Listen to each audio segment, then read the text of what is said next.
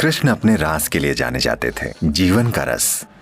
शिव ने, जो हिमालय क्षेत्र में रहते थे, जब ये सुना तो शिव ने नाविक की पत्नी के कपड़े उधार लिए और रास देखने गए।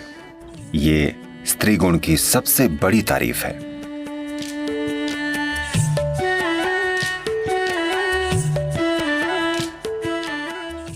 आज का दिन खास है।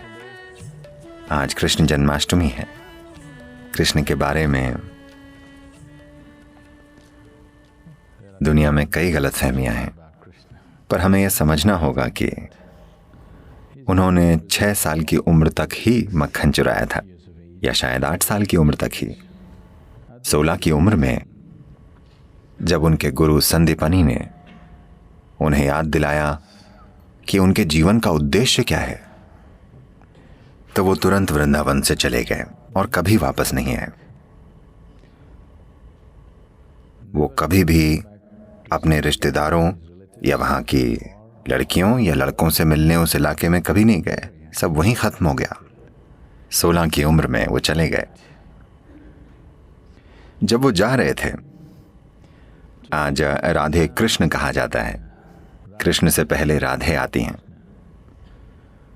क्योंकि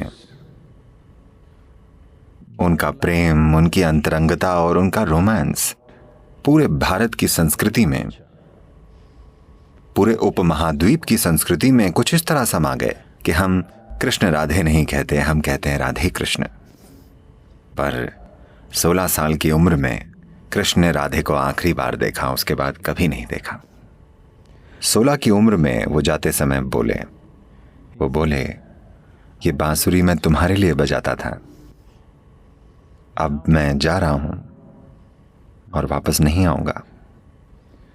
तो एक भेंट के रूप में, तुम जो प्रेम से इतनी सराबोर हो, मैं ये बांसुरी तुम्हें दे रहा हूं, और मैं फिर कभी बांसुरी नहीं बजाऊंगा। और उन्होंने फिर कभी बांसुरी नहीं बजाई। उसके बाद से राधा ने बांसुरी बजाई।